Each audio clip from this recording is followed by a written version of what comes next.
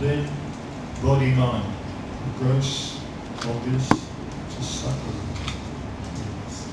So the subtleties are the feelings we're experiencing. And feelings are both physical, as body sensations, and mental feelings. And then we move into mind states or emotions. It's a sort of next, the third focus of attention.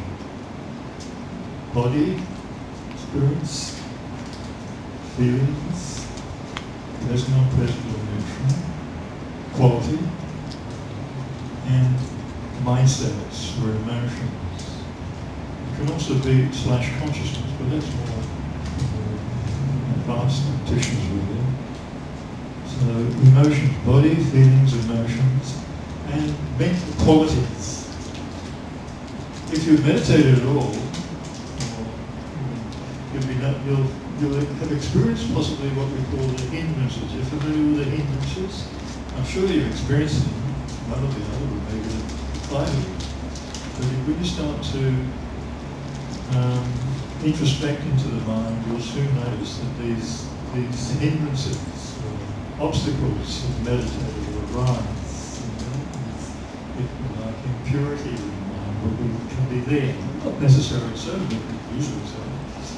And these qualities of mind will arise. But as we practice, as we mature, we're able to observe the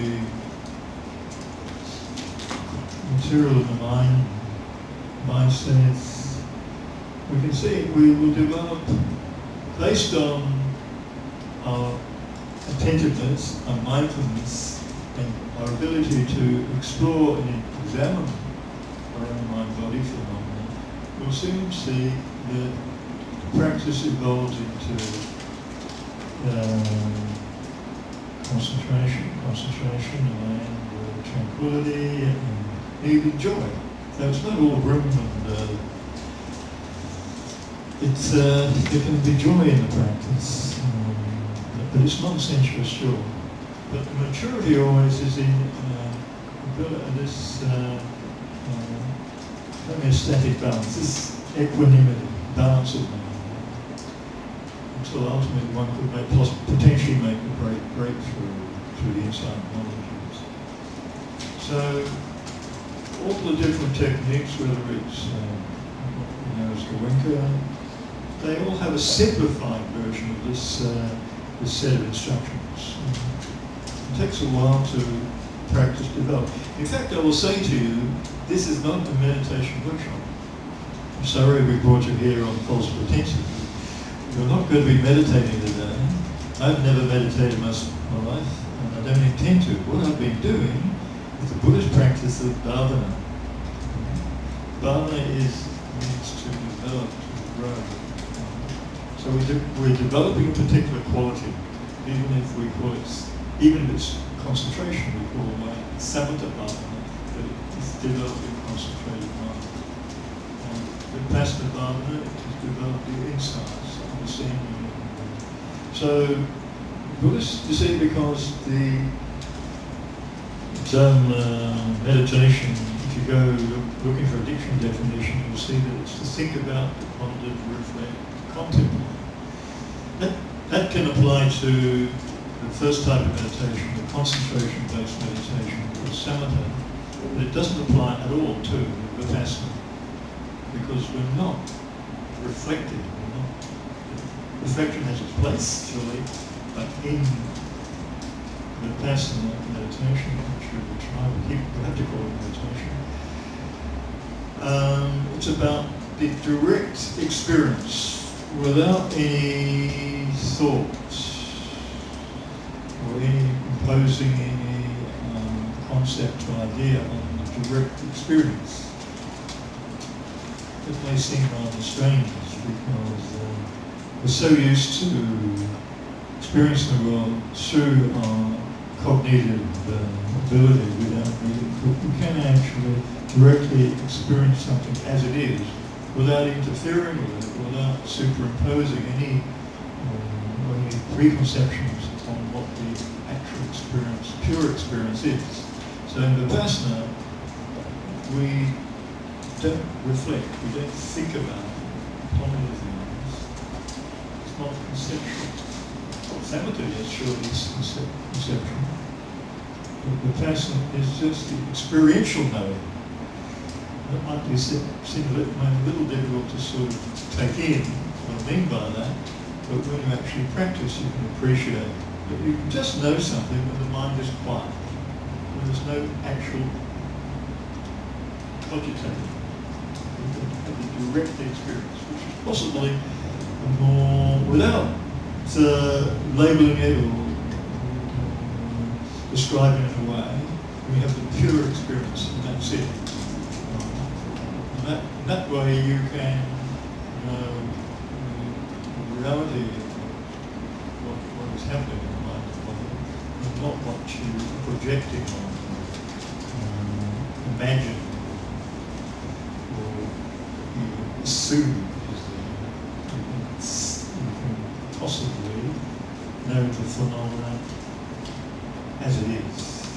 So it will free you from delusion. Any delusion or any distortion, these assumptions, inbuilt assumptions.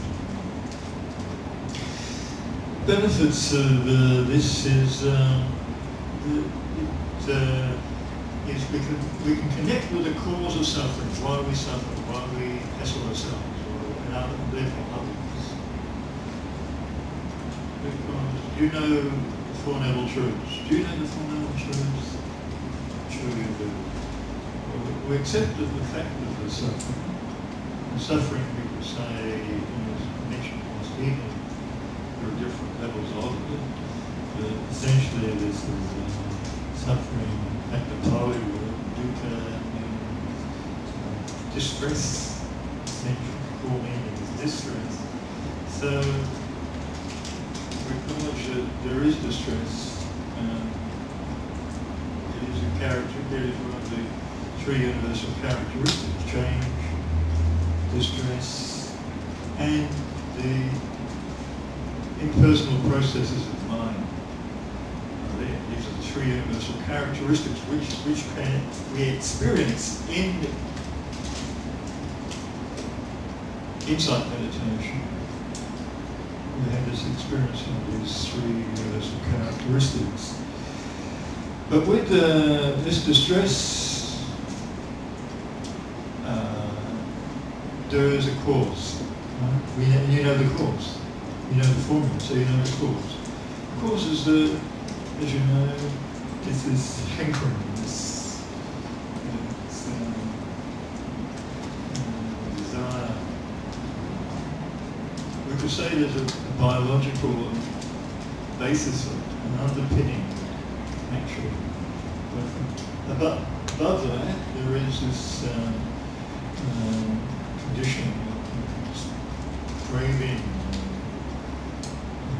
which creates attachments to death and suffering. Now, only in Vipassana can you be free of that. You can decondition the mind from those very powerful drives. So that's the potential of Vipassana, is that we can free the mind from its even natural conditioning, its cravings. This is a particular path that the Buddha discovered. After all these 2,500, 600, 550, whatever it is, years, still available. We find now many of the Western therapies, psychotherapies, they are picking up this practice. There's more therapists doing what used to be called cognitive behavior therapy. I mentioned cognitive training is inbuilt into Vipassana meditation. They're not even calling it cognitive behavior therapy. Many now are just calling it mindfulness. So you can reframe your thinking, you can change your attitude, how you're relating to things you learn, put some insight into the mind itself, not the